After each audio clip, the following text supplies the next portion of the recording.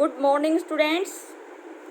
बेटा आज हम इस वीडियो के माध्यम से आपको डायरेक्ट इलेक्शन सिस्टम के बारे में बताएंगे कि डायरेक्ट इलेक्शन सिस्टम होता क्या है और डायरेक्ट इलेक्शन सिस्टम के फ़ायदे क्या हैं और इस सिस्टम के जो कमियां हैं वो इसमें किस प्रकार ये कमियां इनको प्रभावित करती हैं। तो सबसे पहले बेटा हमें डायरेक्ट इलेक्शन सिस्टम जानने से पहले आपको यह पता होना चाहिए what is the meaning of election. चुनाव का मतलब क्या होता है। देखिए बेटा, चुनाव एक ऐसी प्रोसेस है, एक ऐसी प्रक्रिया है जिसमें मतदाता अपने मत का प्रयोग करके अपने प्रतिनिधि को चुनते हैं। मतदाता कौन होते हैं बेटा? जिनको वोट देने का राइट्स है। पहले यह वोट देने की जो आयु थी बेटा ये 21 ईयर्स थी, लेकिन हमारे संविधान में जो 61 अमेंडमेंट हुआ उसमें ये एज 21 से कम करके लेस करके और 18 ईयर्स कर दी गई। यानी कि अब संविधान में क्या व्यवस्था है कि जो 18 साल या 18 साल से अधिक आयु का है, चाहे वो किसी भी जाति, धर्म, भाषा का है, उसको वोट देने का क्या है? अधिकार है। तो बेटा चुनाव वह प्रक्रिया है जिसमें मतदाता अपने मत का प्रयोग करके अपने प्रतिनिधि का क्या करता है? चुनाव करता है। अब बात आती है बेटा, चुनाव कितने प्रकार के होते हैं? बेटा 2 टाइप्स ऑफ इलेक्शन, चुनाव 2 प्रकार के होते हैं। आज हम इस वीडियो में डायरेक्ट इलेक्शन सिस्टम को डीपली बताएंगे कि डायरेक्ट इलेक्शन सिस्टम है क्या और इसके फायदे और नुकसान क्या है। तो इलेक्शन 2 प्रकार के हैं, डायरेक्ट इलेक्शन सिस्टम और इनडायरेक्ट इलेक्शन सिस्टम, प्रत्यक्ष चुनाव प्रणाली और अप्रत्यक्ष चुनाव प्रणाली। तो सबसे पहले बेटा प्रत्यक्ष चुनाव प्रणाली क्या होती है? देखिए बेटा, प्रत्यक्ष चुनाव प्रणाली वो चुनाव प्रणाली होती है जिसमें मतदाता स्वयं अपने वोट का प्रयोग करके अपने प्रतिनिधि का चुनाव स्वयं करता है, अपनी इच्छा के आधार पर, अपनी पसंद के आधार पर। तो प्रत्यक्ष चुनाव प्रणाली में हम जो राज्य विधानसभा के एमएलए हैं, जिनको हम विधायक बोलते हैं, मेंबर ऑफ लेजिस्लेटिव असेंबली बोलते हैं, इनका चुनाव भी डायरेक्ट इलेक्शन सिस्टम के माध्यम से होता है। और इसी तरह लोकसभा के जो एमपी है, जिसको हम मेंबर्स ऑफ पार्लियामेंट बोलते हैं और हिंदी में हम इसको क्या बोलते हैं? सांसद बोलते हैं। तो इन दोनों का चुनाव किस रूप से होता है? डायरेक्ट रूप से। यानी कि डायरेक्ट इलेक्शन सिस्टम चुनाव प्रणाली वो चुनाव प्रणाली है जिसमें मतदाता स्वयं वोट डालकर अपने प्रतिनिधि को स्वयं चुनता है और इसके माध्यम से हम स्टेट के एमएलए और लोकसभा के जो एमपी हैं उनका चुनाव इसी प्रक्रिया द्वारा करते हैं। अब बात आती है बेटा, जो डायरेक्ट इलेक्शन सिस्टम है इसमें कौन कौन सी अच्छाइयाँ हैं, इसके फायदे क्या हैं, क्यों हमने इस व्यवस्था को अपने संविधान में लागू किया। तो सबसे पहली जो इसकी अच्छाई है बेटा वो क्या है? नंबर 1, मोर डेमोक्रेटिक सिस्टम। प्रत्यक्ष चुनाव प्रणाली सबसे अधिक लोकतांत्रिक शासन प्रणाली है, क्योंकि हमारी कंट्री में डेमोक्रेटिक सिस्टम है। It means to the people, for the people and by the people. तो प्रत्यक्ष चुनाव प्रणाली अधिक लोकतांत्रिक है, इसलिए इस प्रणाली को चुनाव व्यवस्था में लागू किया गया है। यानी कि मतदाता स्वयं अपनी पसंद के आधार पर अपने प्रतिनिधि का चुनाव करेंगे। अगर मतदाताओं को यह अधिकार प्रदान नहीं किया जाता तो इसको हम लोकतांत्रिक शासन प्रणाली नहीं कह सकते। तो इसमें मतदाता स्वयं अपनी वोट का प्रयोग अपनी इच्छा के आधार पर करता है, इसलिए इसको क्या बताया है? सबसे ज़्यादा लोकतांत्रिक प्रणाली बताया गया है। दूसरी जो इसकी खासियत है बेटा वो क्या है? Direct link between the voters and the representative. मतदाताओं और प्रतिनिधियों के बीच सीधा क्या होता है, संपर्क होता है। देखिए बेटा, जो प्रत्यक्ष चुनाव प्रणाली है उसमें मतदाता कौन है, जो लोग अपने वोट का प्रयोग करते हैं, जिसकी आयु 18 साल या 18 साल से ज़्यादा है। और प्रतिनिधि कौन है, जो चुनाव में हिस्सा लेते हैं। तो जो प्रतिनिधि हैं वो जनता से डायरेक्ट रूबरू मिलते हैं, उनसे बात करते हैं, उनसे प्रॉमिस करते हैं कि सत्ता में आने के बाद उनके जन कल्याण हित में ये कार्य किया जाएगा, वो कार्य किया जाएगा। तो मतदाताओं और प्रतिनिधियों का इसमें क्या होता है, सीधा संपर्क होता है, क्योंकि मतदाता स्वयं चुनाव बूथ पर जाकर अपनी पसंद के प्रतिनिधि को चुनता है और उसी की पसंद के आधार पर वो वोट का प्रयोग करता है। तो दूसरी इसमें खासियत क्या है कि प्रतिनिधियों और मतदाताओं में सीधा क्या होता है बेटा, संपर्क होता है, डायरेक्ट कांटेक्ट होता है। जब इलेक्शन का टाइम होता है तो बहुत सारी पॉलिटिकल पार्टी के जो लीडर्स हैं वो जनता से रूबरू मिलते हैं। कई ऐसे व्यक्ति भी होते हैं जिनको वो पर्सनल तौर पर जानते हैं या फिर जानने की बहुत अधिक कोशिश करते हैं, क्योंकि जितना वो जनता से संपर्क बनाएंगे पॉलिटिकल पार्टी का उतना ही क्या होता है, फायदा होता है। तो डायरेक्ट इलेक्शन सिस्टम में प्रतिनिधि जनसभाओं में, मंदिरों में, स्कूलों में या घर घर जाकर मतदाताओं से सीधा संपर्क स्थापित करते हैं। और यह बहुत अच्छी प्रणाली है बेटा, ठीक है ना, कि दोनों में डायरेक्ट कांटेक्ट होता है। तीसरी जो डायरेक्ट इलेक्शन सिस्टम की अच्छाई है वो क्या है, political education. It means direct election system में लोगों को क्या मिलती है बेटा, राजनीतिक शिक्षा मिलती है। कैसे मिलेगी राजनीतिक शिक्षा, क्योंकि बेटा इलेक्शन के टाइम विभिन्न पार्टियां प्रचार के लिए जगह जगह आती हैं। पार्टियां अपनी मैनिफेस्टो, जो भी उनका घोषणा पत्र होता है, उनसे जनता को रूबरू करवाती हैं कि सत्ता में आने के बाद ये करेंगे, वो करेंगे।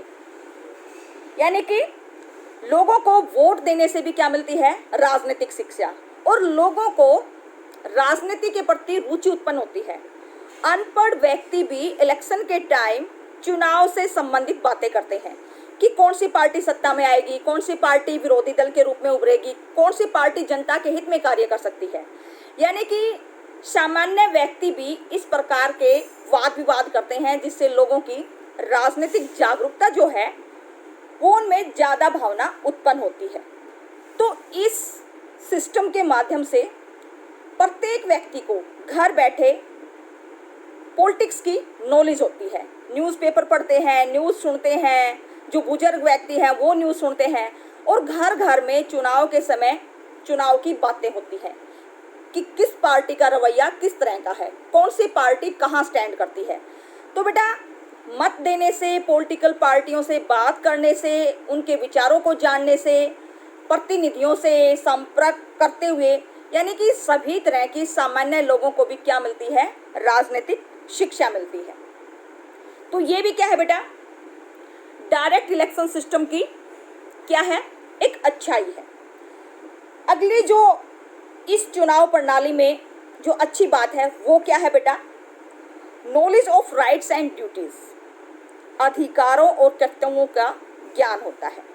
देखिए बेटा, अधिकार और कर्तव्यों का ज्ञान कैसे होगा, डायरेक्ट इलेक्शन सिस्टम में लोगों को अधिकारों का ज्ञान होता है। उन्हें अधिकारों का ज्ञान कैसे होता है कि जब वह अपने मत का प्रयोग करते हैं अपनी इच्छा से, तो उनको ये पता है कि ये आपका अधिकार है और आप किसी भी पॉलिटिकल पार्टी के पक्ष में अपने मत का प्रयोग कर सकते हैं।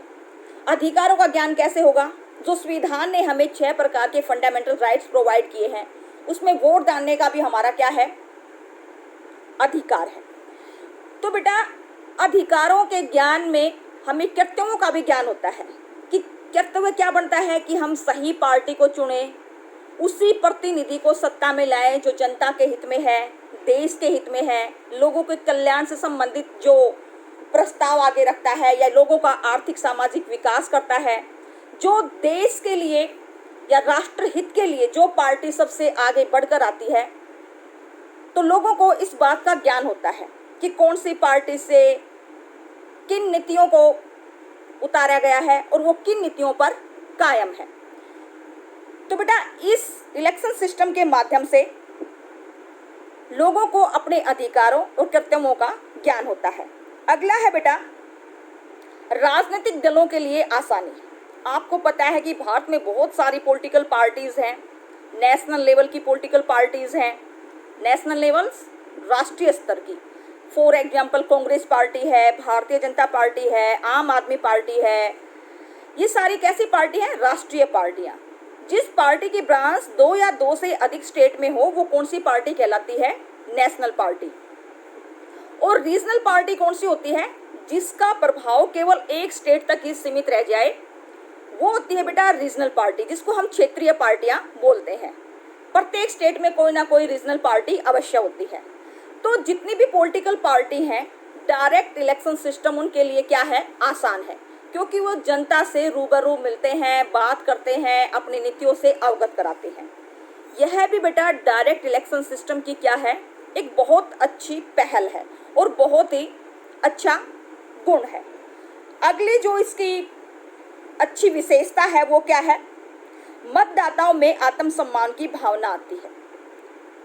डायरेक्ट इलेक्शन सिस्टम के माध्यम से जो मतदाता है उनमें आत्मसम्मान की भावना का विकास होता है। क्यों? क्योंकि वह अपने आप पर गर्व महसूस करते हैं कि संविधान उन्हें वोट देने का अधिकार दिया है। यानी वही प्रतिनिधि मैदान में जीत पाएगा जिसको जनता पसंद करती है।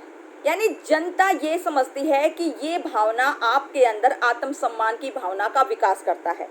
मान लीजिए हमें वोट देने का अधिकार नहीं होता और किसी सरकार को जबरदस्ती हम पर थोप दिया जाता, तो क्या हमारे अंदर आत्मसम्मान की भावना आती? जी नहीं। फिर हम दूसरी पार्टियों के गुलाम होते, जिसमें हमारी चॉइस ही नहीं है, वहाँ आत्मसम्मान की भावना नहीं आएगी। तो प्रत्यक्ष चुनाव प्रणाली के माध्यम से भारत देश की जो जनसंख्या है उसमें सेल्फ कॉन्फिडेंस, सेल्फ रेस्पेक्ट की जो फीलिंग है वो डायरेक्ट इलेक्शन सिस्टम के माध्यम से ही आती है। क्योंकि भारत की जनता जिसको चाहेगी वही पार्टी रूलिंग पार्टी होगी और भारत की जनता जिसको पसंद नहीं करेगी उसको सत्ता से बाहर फेंक देगी। तो डायरेक्ट इलेक्शन सिस्टम के माध्यम से हमें किन बातों का ज्ञान हुआ बेटा? आत्मसम्मान की भावना का। अगला है बेटा प्रतिनिधि सभी लोगों के सामने उत्तरदायित्व निभाते हैं। जो डायरेक्ट इलेक्शन सिस्टम है उसमें जो प्रतिनिधि हैं वो जो उत्तरदायित्व की भावना है, उनमें रिस्पॉन्सिबल की फीलिंग है, उसको पूरा करते हैं। क्यों करेंगे? क्योंकि बेटा डायरेक्ट इलेक्शन सिस्टम के माध्यम से वो जनता से रूबरू मिलते हैं, उनसे बात करते हैं। अगर वो जनता के हितों पर या जनता के पक्षों में खरा नहीं उतरेंगे तो आगे जनता ऐसी पॉलिटिकल पार्टी या ऐसे प्रतिनिधि को चुनाव में दोबारा जीत प्राप्त नहीं होने देगी। तो उनके अंदर ये उत्तरदायित्व की भावना होती है कि अगर हम जनता की नीतियों पर खरे उतरेंगे, जनता के हित में कार्य करेंगे, देश के हित में कार्य करेंगे, तो जनता उन्हें दोबारा भी मौका दे सकती है। तो डायरेक्ट इलेक्शन सिस्टम के माध्यम से जो प्रतिनिधि है उसमें रिस्पॉन्सिबल की जो फीलिंग है, जो भावना है, उस भावना का दिन प्रतिदिन क्या होता है? विकास होता है। क्योंकि वो दोबारा सत्ता में आने की जो लालसा है वो तभी पूरी होगी जब वो जनता के कार्यों पर खरा उतरेंगे और उनके प्रति उत्तरदायित्व की भावना रखेंगे। तो डायरेक्ट इलेक्शन सिस्टम की जो अगली अच्छाई है बेटा वो क्या है? भ्रष्टाचार की संभावना कम होती है। देखो बेटा डायरेक्ट इलेक्शन सिस्टम में जो करप्शन की फीलिंग है वो बहुत ही कम है। क्यों?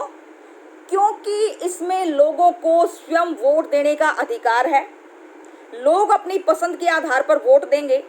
अगर भारत की जनता को लगे कि कोई पार्टी या कोई प्रतिनिधि भ्रष्ट तरीके से या आपराधिक तरीके से सत्ता में आने की कोशिश करता है तो ऐसे व्यक्ति को सत्ता में आने से रोक दिया जाता है। यानी जो भ्रष्ट लोग हैं, जो अपराधी लोग हैं, बहुत ही कम चांस होते हैं कि डायरेक्ट इलेक्शन सिस्टम के माध्यम से वो इलेक्शन में जीत प्राप्त कर सके। बेटा डायरेक्ट इलेक्शन सिस्टम के जो हमने अच्छाइयाँ बताई हैं वो सभी बहुत अच्छी विशेषताएं हैं या अच्छे पहलू हैं। सबसे पहली अच्छी बात हमने क्या बताई थी कि यह जो प्रणाली है ये लोकतांत्रिक व्यवस्था पर डिपेंड करती है। दूसरी, इसमें जो वोटर है, मतदाता है, उसका डायरेक्ट कांटेक्ट किससे होता है? प्रतिनिधियों से होता है। इसी तरह जो करप्शन की फीलिंग है, भ्रष्टाचार की भावना है, वो इसमें ज़्यादा नहीं होती, और जो पार्टी में रिस्पॉन्सिबल की फीलिंग होती है वो ज़्यादा होती है। और इससे लोगों के जो राइट्स हैं, ड्यूटीज़ हैं, उनके अधिकारों, लोगों को अपने अधिकारों का ज्ञान होता है और कर्तव्यों का भी ज्ञान होता है। ये वो सारे अच्छे पहलू थे बेटा जो डायरेक्ट इलेक्शन सिस्टम के लिए बहुत अच्छी पहल साबित हुए हैं। अब बात आती है बेटा, आपको भी पता है कि हर सिस्टम में कुछ कमियां भी होती हैं, तो इसी तरह डायरेक्ट इलेक्शन सिस्टम में जो कमियां हैं, प्रत्यक्ष चुनाव प्रणाली में जो कमियां हैं, अब हम आपको उन कमियों के बारे में बताएंगे। हमने अच्छाइयाँ आपको बता दी कि डायरेक्ट इलेक्शन सिस्टम में जो अच्छाइयाँ हैं वो इस प्रकार की हैं, तो कमियाँ क्या हैं बेटा? डायरेक्ट इलेक्शन सिस्टम में सबसे बड़ी कमी है क्या? लोग अपने मत का प्रयोग सही तरीके से नहीं करते। ये बेटा बिल्कुल सच्चाई है। भारत की जो जनता है वो सारी की सारी जनता एजुकेटेड या अपने अधिकारों के प्रति सचेत नहीं है। आज भी भारत देश में कुछ ऐसे व्यक्ति हैं जो किसी लोभ या लालच के दबाव में अपने वोट का प्रयोग करते हैं। यह नहीं देखते कि यह पार्टी आपके हित में है, यह पार्टी देश के हित में है या नहीं है। तो आज भी जो साधारण मतदाता हैं वो अपने मत का प्रयोग सोच समझकर नहीं करते, और ऐसे जो मूर्ख मतदाता हैं, जो लोभ में विश्वास रखते हैं, लालच में विश्वास रखते हैं, वह थोड़े से पैसों के बल पर किसी भी भ्रष्ट पॉलिटिकल पार्टी के नेता को सत्ता में लाकर खड़ा कर देते हैं। तो सबसे पहली कमी इसमें यही है कि मतदाता अपने मत का प्रयोग सही तरीके से नहीं करते। दूसरी जो इसमें डायरेक्ट इलेक्शन सिस्टम की कमी है, प्रॉब्लम है, समस्या है, वो क्या है? अनुचित प्रचार। अनुचित प्रचार कैसे किया जाएगा बेटा? अनुचित प्रचार में जो पॉलिटिकल पार्टीज हैं, पॉलिटिकल पार्टी, प्रत्येक पॉलिटिकल पार्टी सत्ता में आने के लिए अनुचित प्रचार करती है, जनता को गुमराह करती है, ऐसे भाषण देती है, ठीक है, भड़काऊ भाषण देती है, जाति के नाम पर, भाषा के नाम पर, धर्म के नाम पर क्या दिए जाते हैं? भाषण दिए जाते हैं, और इन्हीं के आधार पर राजनीति की जाती है। तो अनुचित प्रचार के माध्यम से भी यह चुनाव प्रणाली क्या है? गलत है। अगली जो प्रत्यक्ष चुनाव प्रणाली की कमी है बेटा, वो क्या है? अधिक खर्चीली प्रणाली। जो डायरेक्ट इलेक्शन सिस्टम चुनाव प्रणाली है वो बहुत अधिक खर्चीली है।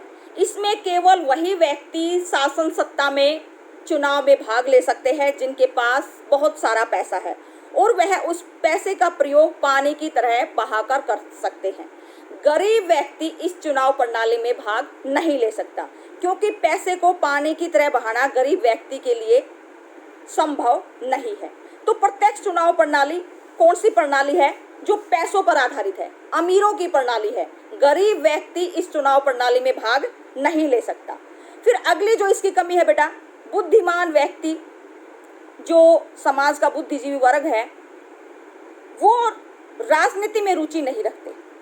यानी जो बुद्धिमान वर्ग है वो इस राजनीति में रुचि बहुत ही कम व्यक्ति लेते हैं। जो पढ़े लिखे व्यक्ति हैं वो अपने रोजगार से संबंधित सोचते हैं, अपनी जॉब से संबंधित सोचते हैं, क्योंकि समझदार और बुद्धिजीवी वर्ग का ऐसा मानना है कि राजनीति अच्छी चीज़ नहीं है। यानी राजनेता केवल अपने फायदे के लिए ही राजनीति या चुनाव में खड़े होते हैं। तो इसलिए भी इस चुनाव प्रणाली को ठीक नहीं माना गया है। अगला जो है बेटा वो क्या है? दलगत भावना को बढ़ावा। प्रत्यक्ष चुनाव प्रणाली के माध्यम से दलगत भावना को बढ़ावा मिलता है। प्रत्येक पॉलिटिकल पार्टी अपने आप को अच्छा साबित करने की कोशिश करती है, दूसरी पॉलिटिकल पार्टी को बुरा साबित करने की कोशिश करती है। प्रत्येक पॉलिटिकल पार्टी सत्ता में आने के लिए किसी भी हथकंडे को अपना सकती है। तो बेटा प्रत्यक्ष चुनाव प्रणाली अमीरों की पार्टी है, गरीब व्यक्तियों की पार्टी नहीं है। पैसा पानी की तरह बहाया जाता है, अनुचित प्रचार किया जाता है, इससे अव्यवस्था भी फैलती है और कई बार पैसों के आधार पर जो लोग लालच के आधार पर ऐसे नेता को भी चुन लेते हैं जो देश के हित में नहीं होता या फिर पब्लिक कल्याण के हित में नहीं होता। तो इस चुनाव प्रणाली में कुछ कमियां भी है। निष्कर्ष के रूप में कहा जा सकता है बेटा कि डायरेक्ट इलेक्शन सिस्टम जो है, प्रत्यक्ष चुनाव प्रणाली, यह डेमोक्रेटिक सिस्टम के बेस पर आधारित है। इसमें कुछ अच्छाइयाँ भी हैं और कुछ बुराइयाँ भी हैं।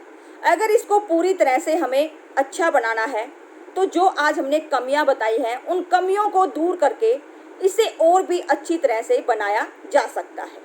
धन्यवाद।